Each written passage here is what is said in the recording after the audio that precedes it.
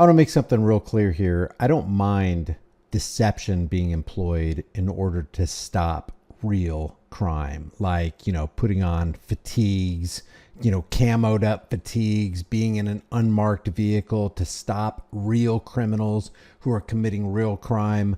But when you engage in deceptive practices to support this traffic law idea where you're actually taking rights away from Americans, where you're actually fleecing the American tax cattle more than they're already being fleeced, and you're getting tax money to do it, I got a real problem with that. Listen to this report. You're going to want to stay around to the end of the video because a huge amount of tyranny just descended on a Pennsylvania town after the July 13th incident with Trump. But check this out first. All new at 6, a Fox 35 investigation. A woman pulled over by an undercover cop. She had no idea it was a law enforcement officer because he was disguised as a rideshare driver.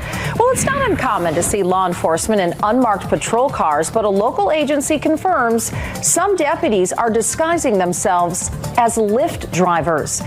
Gee, I wonder who's going to use this same idea to take advantage of unwitting people. I wonder if there's some criminals out there getting cues from the cops. Maybe I can just pretend I'm a Lyft driver so I can do something to that chick over there on the sidewalk.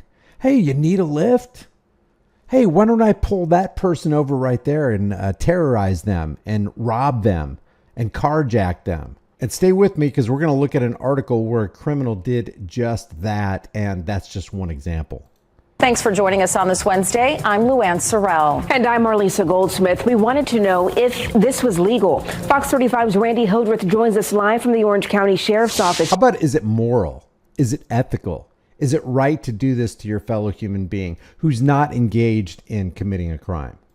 Tonight, Randy, the woman who was pulled over, understandably so, was very concerned. Yeah, good evening to you both. So to answer the first question that's probably in the back of your mind, no, this deputy does not have two jobs, one at the sheriff's office, one for Lyft. They say that's not happening. They did say that that deputy does put the sticker on his windshield, but they say he uses it on his windshield to help solve crimes. But as you mentioned, the woman I spoke to says that that sticker on his windshield raises a lot of concerns for her. He's using it to help solve crimes. I don't have a problem with that. Like I said, engage in deception all you want, as long as you're nabbing real criminals, like real rapists, real thieves, real murderers, not people out on the street going 9 or 10 miles an hour over the speed limit. Sherry McGuire doesn't deny she was speeding down State Road 528. Yes, I was speeding. I admit it. And she understands she got a ticket for breaking the law. We gave me a ticket for going 64 in a 55. But she was confused about the 64 in a 55.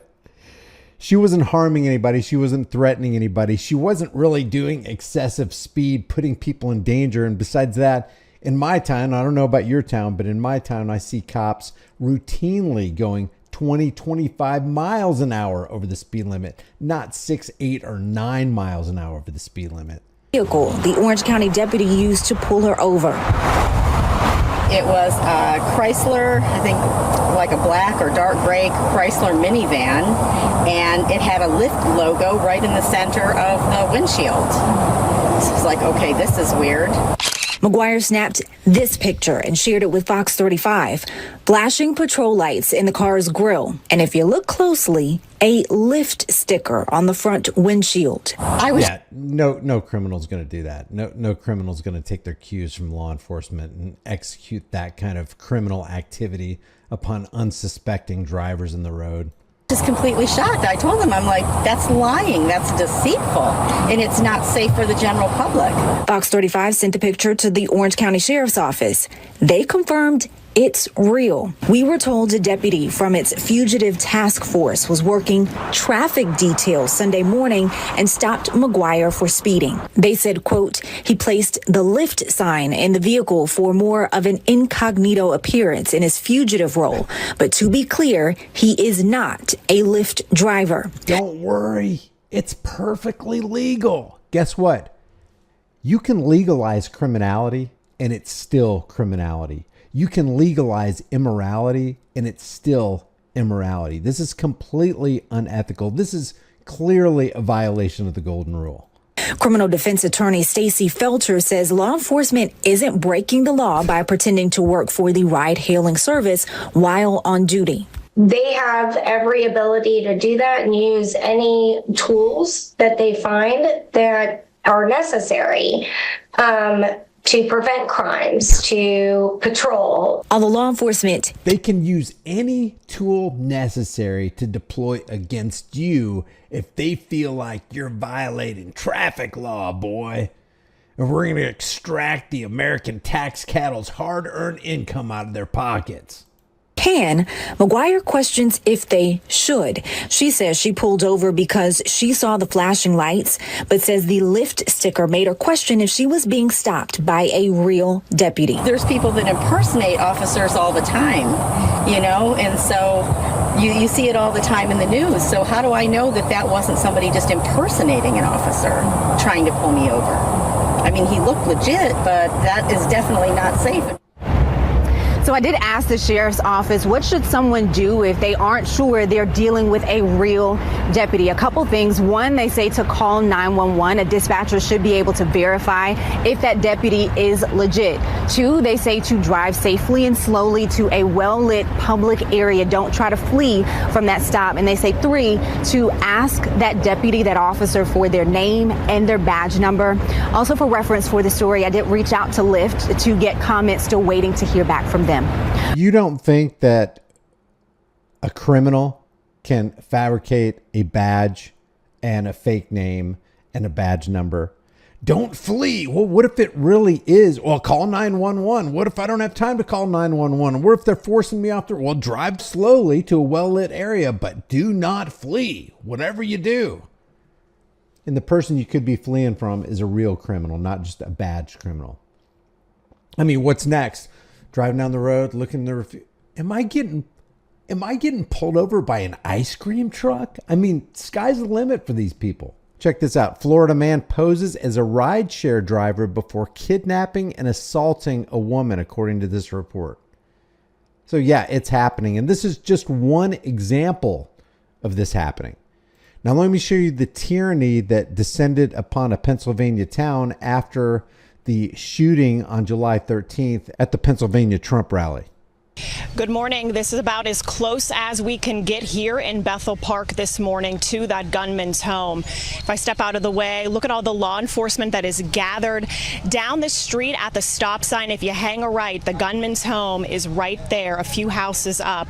They have all of the roads blocked surrounding the home of the 20-year-old shooter right now. Secret Service and the FBI zeroed in. First of all, penalizing everybody who might live in that neighborhood and down that road. Hey, dude, you got my road blocked off. I just want to be free to go to my home. They won't let you. Let me show you why. On the home last night and are conducting an investigation into his background, speaking with his family and other contacts. Now, we were here as law enforcement swarmed the neighborhood about an hour south of Butler, where the rally occurred. Imagine your neighborhood getting swarmed, and then watch what they do. Yesterday, I talked with one resident in the area who said that she heard a knock on the door in the middle of the night. She was told that she needed to evacuate and she would not be able to return to her home until noon today. Wait a minute. She gets a knock on her door in the middle of the night. What if she didn't answer the door? Are they going to bust her door down? She answers the door and they said, hey, you got to evacuate. You got to get out of your house and you can't come back till tomorrow. Would you do that? This is basically martial law. You don't have any constitutional rights. A fundamental right is to be secure in your home. And they're saying you can't be here because of ... No ands, ifs, or buts. You got to follow our rule. You're going to do this or you're going to jail. When they came and knocked on your door and told you to leave the house, what did you know at that time? Anything? Nothing. It was a state of emergency. That was it.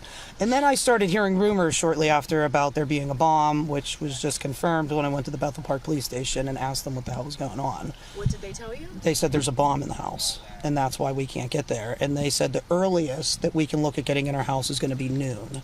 There's a bomb. We got to keep you safe. No. I'm free to make decisions. I'm an adult. I'm free to go in harm's way if I want. If you're not free to stay in a situation that could be dangerous, then you're not free. No, we can't let you do that because it could detonate. Well, I'll take my chance. No, you can't do that. You don't have a choice. You're going to do what we say, and you're going to do it right now, and you're going to evacuate, and you're not going to come back until we say you can come back. Tyranny. In the name of keeping people safe, in the name of we got to find out who this shooter was. We got to investigate. We got to ransack his house. We got to go through the neighborhood. We got to inconvenience all of his neighbors who had absolutely nothing to do with this. So the Bethel Park police... Two officers from Bethel Park Police confirmed that there was a bomb in the house. It's irrelevant if there's a bomb in the house. You have a Fourth Amendment right. So wait, let me get this straight, officer, or Secret Service, or whoever you are. You're telling me that my right to be secure in my house has now been suspended and there's nothing I can do about it. You're just writing this blank check of tyranny and you're casting it at my feet and I got to obey or else. What would you guys do? If Secret Service or these federal agents came to your house, knocked on the door in the middle of the night, first of all, not a good idea to answer that door. Matter of fact, a lot of lawyers, not me, I don't give legal advice here, but a lot of lawyers say, hey, it's mistake number one is opening the door. Mistake number two is after you open the door, you're talking to the police. Not a good idea to open your door. You don't have to. There's no law requiring you to open the door. You got a warrant? Really? Who signed that warrant? Where are the witnesses against me? What's the probable cause? They don't need probable cause. In this case, they don't need a warrant. Get out of the house. Don't come back till we tell you. No. Not in America. If you're sick of the political BS, go to my brand new channel called The Disturbing Illusion, where we expose the left versus right paradigm lie. Subscribe to this channel, hit the bell notification icon, give it a thumbs up, share it with everybody you know. Don't forget to subscribe to my email list through my website, highimpactflix.com. If you want to support the channel further, grab a hard-hitting conversation-starting design that you can put on a shirt, hoodie, mug, cell phone case, hat, pillowcase, whatever you want. Become a channel member, but more importantly, know what your rights are and stand for your rights. Because I'm telling you, the situation is getting dire. It looks like on July 13th, every last bit of remaining critical thinking was sucked out of the room. I'll see you in the next video.